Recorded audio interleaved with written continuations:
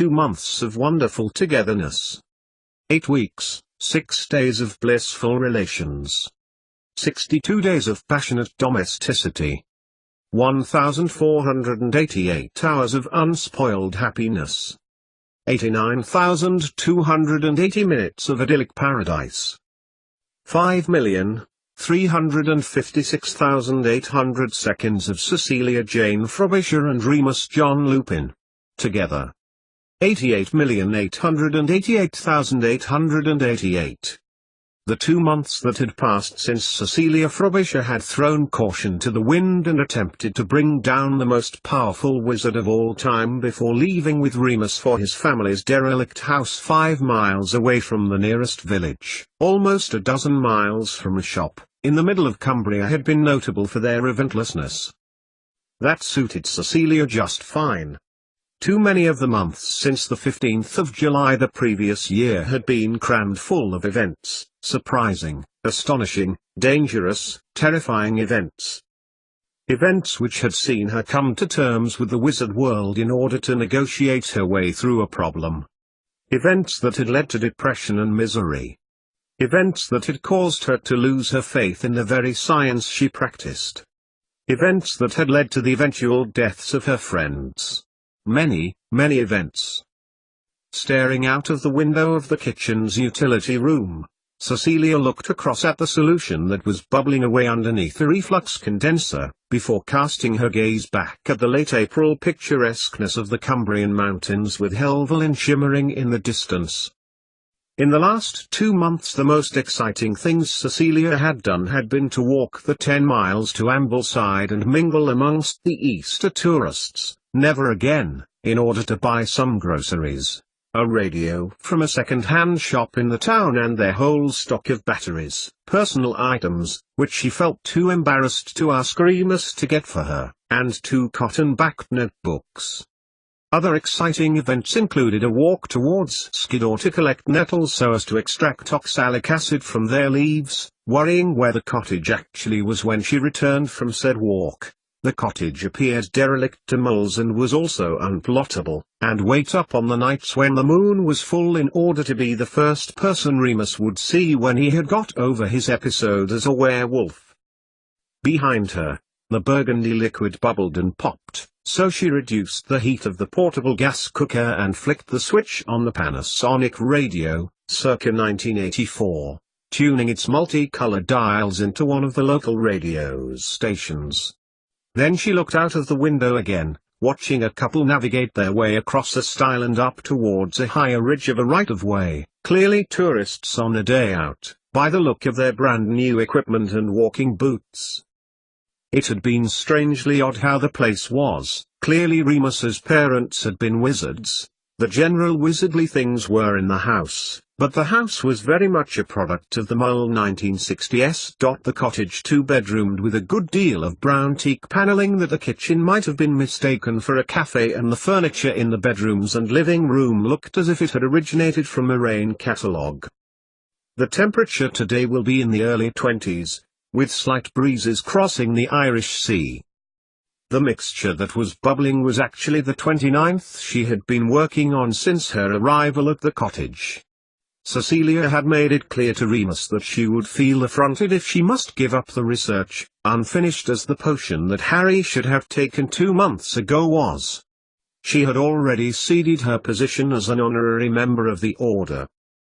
In fact, she had told her fiancé, she would consider it an insult if she was asked to stop either by him, Snape or Dumbledore, all of whom, she was led to understand from an anonymous letter sent by a snowy owl in very familiar handwriting, had been making suggestions to that effect. But soon, you are going to be my wife, Remus had protested on several occasions. You have no need to work, Cecilia. Yes, I agree your point, Remus, and I've been thinking. How is it that wizards marry? Either to each other or to moles? I mean, what's the proper format?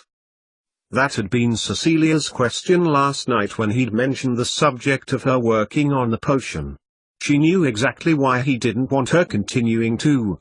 Not only were the owls to Hogwarts slightly on the suspicious side, but also, Cecilia knew Remus disliked her correspondence with Snape, even though it was for professional reasons. This last diversion from the subject of her working had resulted in Remus describing the process of the legality of marriage. The ceremony had to be presided over by a member of the Wizengamot, for a Wizardmal marriage, or a Wizengamot member or local magistrate if the marriage was between two wizards. Then the marriage had to be written into the ministry records after the certificate had been signed by the member or magistrate. Anything else that was required, he'd explained carefully, was up to the bride and groom. Caller on line 4. Yes, hello. You've experienced this type of call, Mrs. Jenkinson. Cecilia had nodded deliberately, before cuddling close to Remus. That wouldn't be for a while then, she thought, nestling her head in his lap as they watched the spring sunset over the mountains. The ministry were the very wizards from whom she wished to keep the lowest profile at the moment for, while they wished to seemingly congratulate her for her attempts against Voldemort, it was also clear that they were interested in her work with Snape and, in particular, Harry's potion. Not that any of the attempts on the new potion had so far had yielded successful results however, but Cecilia had bottled small vials of the solutions up and sent them with letters to her wizardly colleague anyway, which she had agreed with Remus would be far safer for him to deliver than if she sent them by owl. She had not been in need of contact with the wizards she knew. Over the last couple of months she had received several, not counting owls with distinctive blue bands on their legs whose contents of those letters, if opened she had been warned, by Mr. Weasley, would reveal to the ministry her location.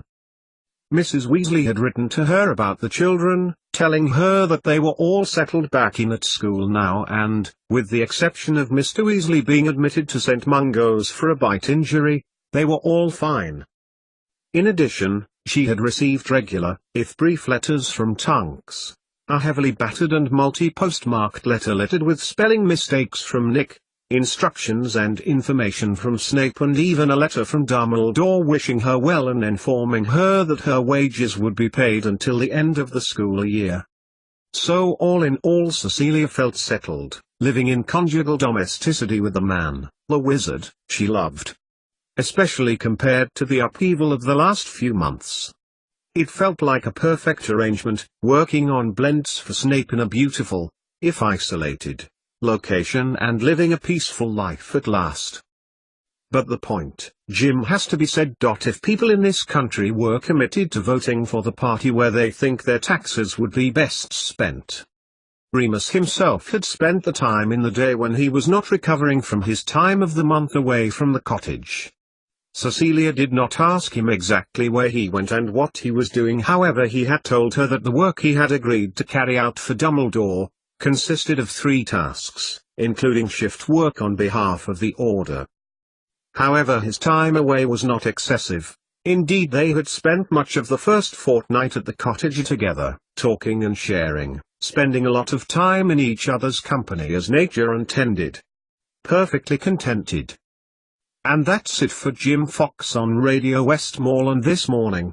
Don't forget you can catch my show again tomorrow where I'll be speaking to Norma Major on why the Conservative Party can't lose on May 1st.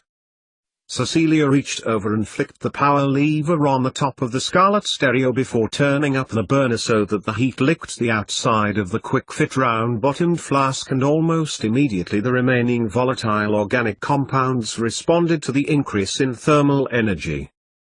5 more minutes and she would be able to see whether the new potion she was working on would be complementary to the base and match of Harry's potion that had been developed by her and Snape up until that fateful night where Voldemort had decided to launch his ill-fated rebirth. Perfectly contented, Cecilia reminded herself as she stepped back and looked at the solution bubble up inside the flask before quickly leaning forward and swirling the neck of the flask vigorously to ensure even refluxing. Perfectly contented? There were some pieces of news that had struck her heart deeply when Remus, and indeed Sirius, but she had not been in a fit state to comprehend them, informed her gently of them when they arrived at the cottage. Her house in Edgeford had been destroyed when her friend Libby and her husband Derek had been murdered at the end of January. In addition, the house of her mother had been burned to the ground on the night Fenrir Greyback had attempted to retrieve mysterious mythology from Freya, who, following the death of her parents, was living with Cecilia's mother and who now, with her sister, were currently residing somewhere in Scotland with modified memories.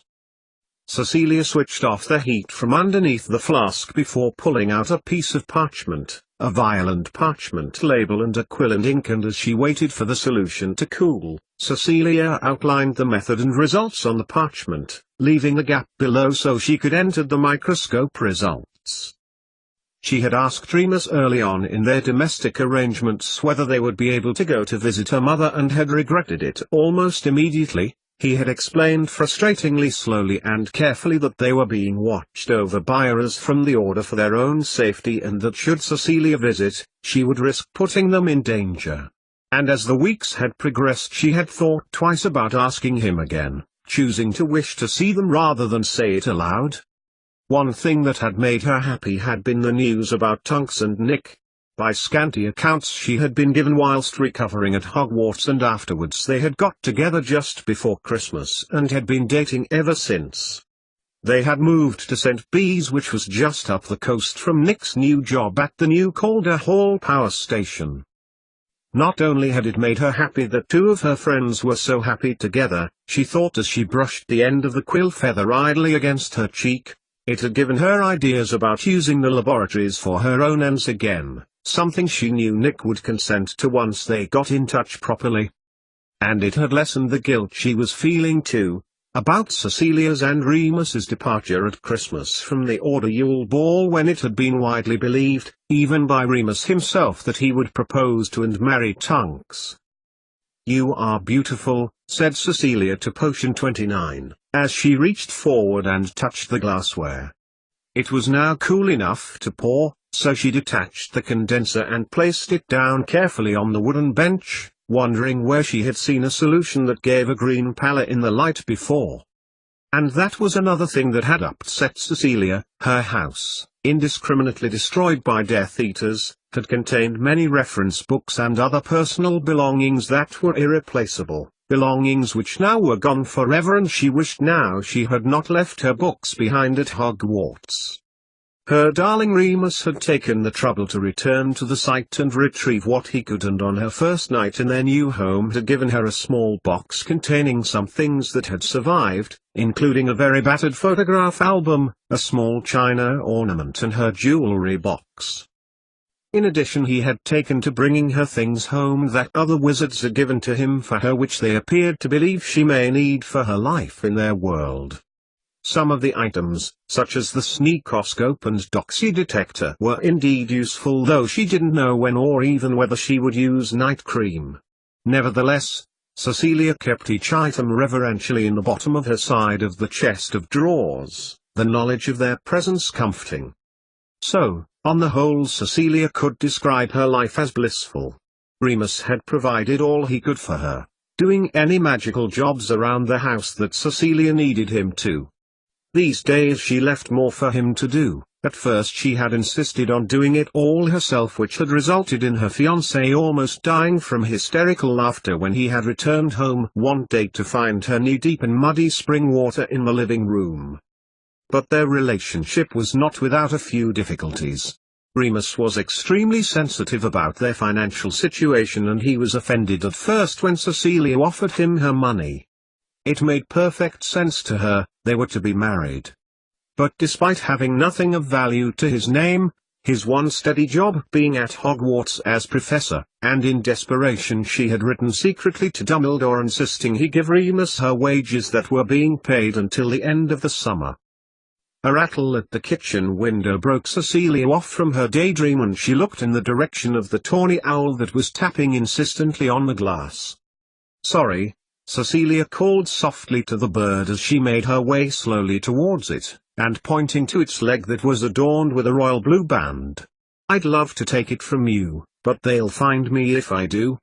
Here," she added, grabbing a handful of crusts that were left over from the bread and butter pudding that was baking in the oven, and opened the window just enough to stick her hand through.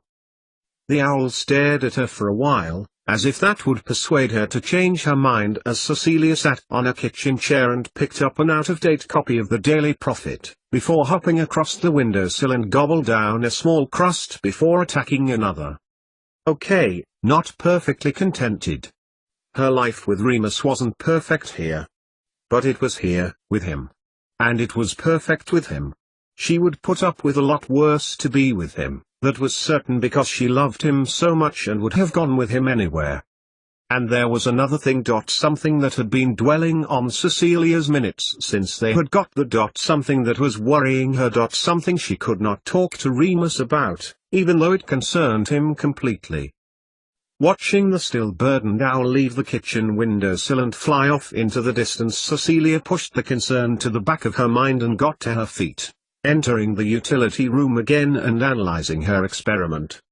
Just as she penned a few more words about lavender oil that was reducing in the flask before her, a crack of the wizard operating into the cottage's living room broke her concentration. That would be Remus, she anticipated, and pushed the parchment and quill into one of the drawers in the kitchen workroom. "Hello, love," she called loudly, pushing aside the curtain that divided the kitchen and workroom before walking quickly across the terracotta floor tiles. "How's your day been?" "Thank you for asking," came the stiff, gravelly voice.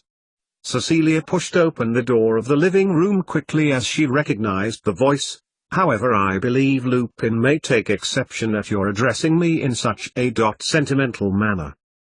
Cecilia felt her face break into an astonished smile as she looked at the tall form of Severus Snape, who was standing in the living room, looking appraisingly at the ornaments that decorated the windowsills, clearly not impressed with what he saw. "Severus!" she exclaimed, and he turned to look at her, his face unmovable and expression fixed.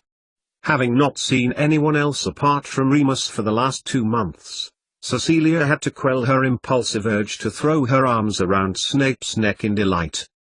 "I came about this," he said, holding a parchment decorated with her untidy handwriting. "And for another reason about which I must have your full attention. And to return these." He gestured towards a pile of books tied up with string that was on the coffee table and looked remarkably like her science books. "I thought you'd need them by now. I took the liberty of copying the relevant information therein. Now this," he repeated, sitting himself without invitation on one of the green and brown candlewick-covered settees in the living room. "Oh yes?" said Cecilia, her heart beating with anticipation. It was this potion she cared the most about. She had wondered whether she had the skills to make it, or whether she needed to rely on Severus. "Many of the ingredients are licensed," he continued, looking between her letter and her fiercely hopeful expression. "That is to say, their quantities are strictly controlled by those that matter within the ministry. I have a limited supply at Hogwarts which I may keep for educational purposes. However, it will be dangerous for me to allow you to take possession of them." "But you could make it," insisted Cecilia. "You've done it before." "Indeed," replied Snape. "However, have you forgotten that one of the main ingredients in the Wolfsbane potion is the very herb that gives it its name, the very ingredient that is vital in the match of Harry's new potion?" Cecilia shook her head. She hadn't forgotten this. She knew that it was a rare herb and that she wouldn't be able to wander the hills and mountains round the cottage and happen upon a crop. "What's the other thing?" she continued, deliberately choosing to sidestep the last conversation. Snape got to his feet, picking up a pewter ornament in the shape of a hare from the net-curtained windowsill. "The potion is developing," commented Snape, scrutinizing the hare before replacing it and picking up the brass donkey next to it. "The work you have been carrying out here has owed the match to progress. It is within 10% of what we require for both energy level and frequency." He turned and looked down at Cecilia's beaming face. "And with the unforgivable spell." He handed Cecilia the donkey tentatively before folding his arms. Cecilia said nothing, but looked between the donkey and Snape. "What I am trying to say, colleague, is that we are the closest we have ever been to finding the magical spell that will defeat the Dark Lord. This process would be accelerated infinitely were you to decide to return now to Hogwarts. He glanced around the cottage, a look of disdain on his face. Cecilia opened her mouth to say something, before looking down at the floor, at the donkey and out of the window. Hogwarts? She said, confused. You are not happy here, Snape continued, watching as she replaced the ornament on the windowsill. Not you, with your exponential mind, working and operating on the problem. Not so remote from teaching. Cecilia swallowed. How well Snape knew her. That was indeed what a part of her felt. A part of her that knew that however great it was here in one of the remotest parts of England, it couldn't be forever. Are you here to offer me my job back, at Hogwarts? Only the headmaster can make appointments, said Snape darkly. Good, said Cecilia, getting to her feet. Because I would only be interested in the defense against the dark arts job anyway. She took a few steps towards the fireplace and gazed into the flames that warmed the hearth gently, and did not see Snape whip round towards her. In that case you've not heard then that Remus and I are engaged. Cecilia watched the flames dance a little brighter as a breeze passed over the chimney stacks far above. On the contrary, replied Snape, looking at the brown swirly patterned carpet, the headmaster informed me of your happy news. Then I am sure you understand that I would wish to discuss this with him. Naturally.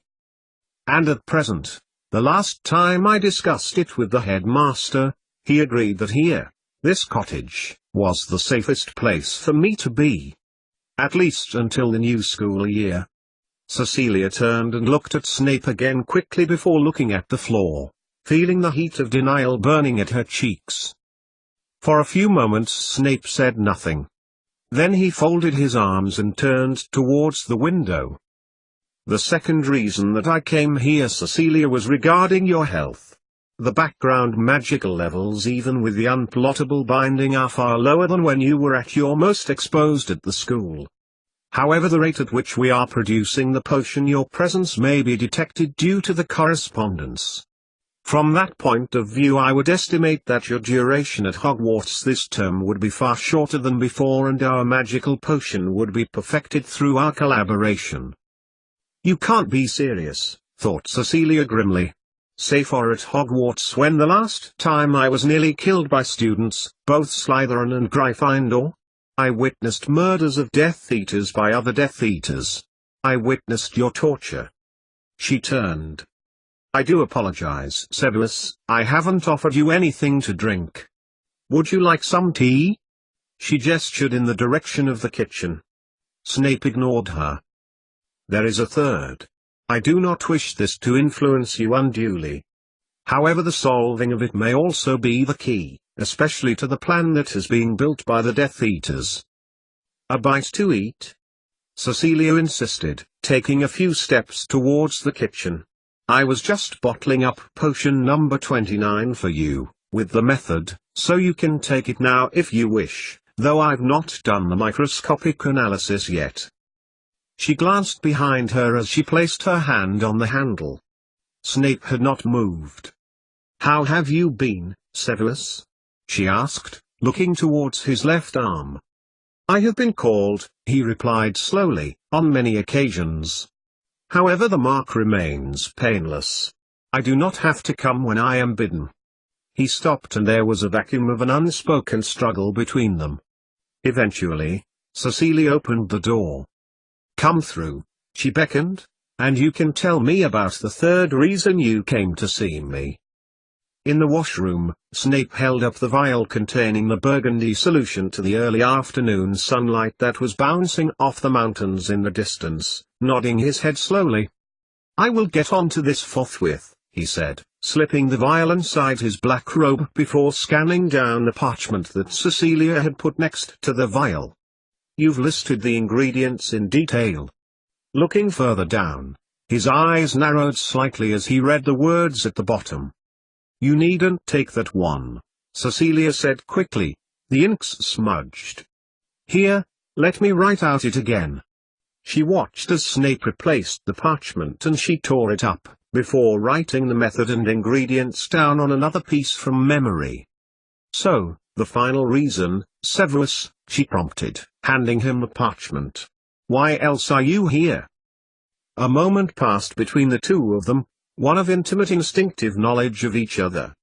Cecilia knew that her presence at Hogwarts, although important, wasn't the only reason that he was here.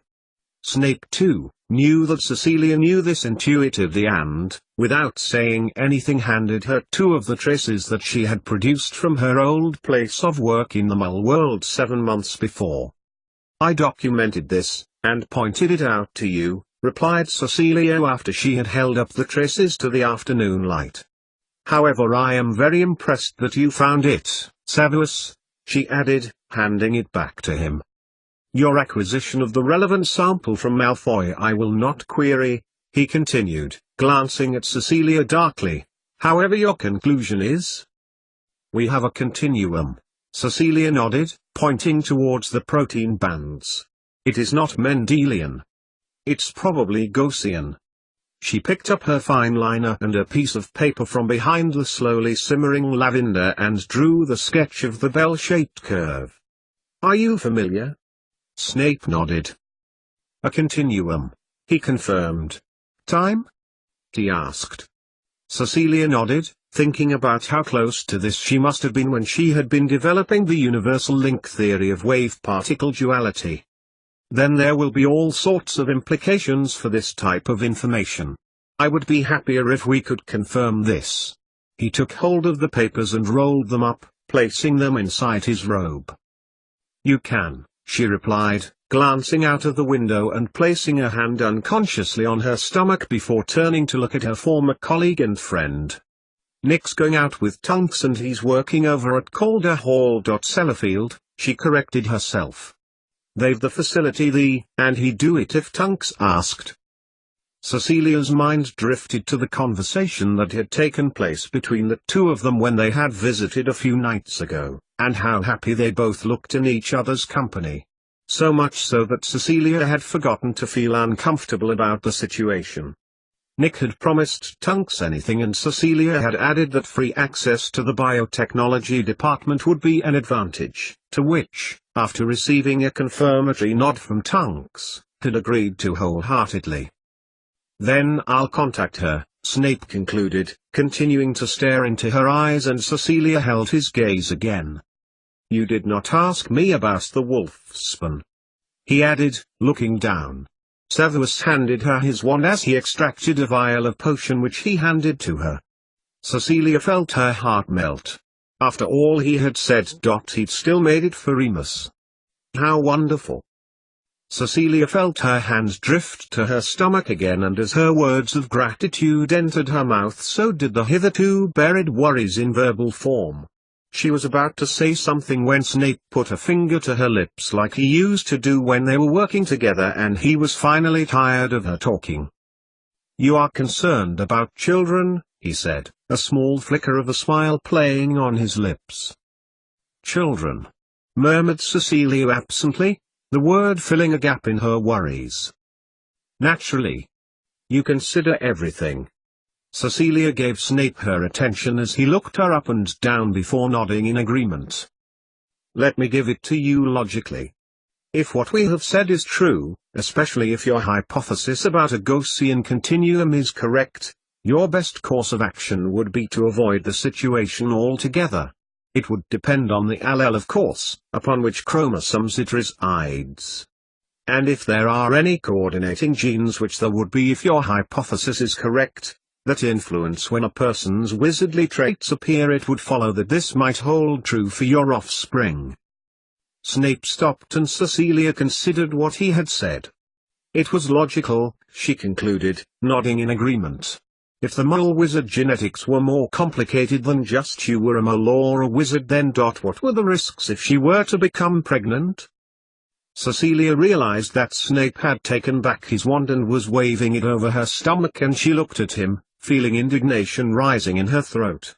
Then she smiled as he took a step back, the indignation replaced with gratitude. Snape looked at her firmly. "You are not," he confirmed, folding his arms. "And of course the matter is entirely between yourself and Lupin, however it might be wise to owl bouts in Diagon. I understand they sell potions for that type of thing." "Thank you," interrupted Cecilia quickly, trying to get Snape off the subject of wizardly contraception, and she racked her brain to think of a more suitable topic. "Were you to ask?" He broke off as he noticed that Cecilia had begun to take a keen interest in the lavender distillation. "If that is all."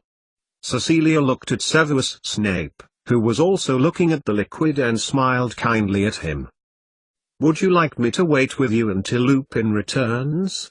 he added, staring still further at the reduction as bubbles formed on the surface. Cecilia shook her head. "Thank you, Severus," she added as he strode through the utility room door and into the kitchen, and he turned. "Thank you all the same."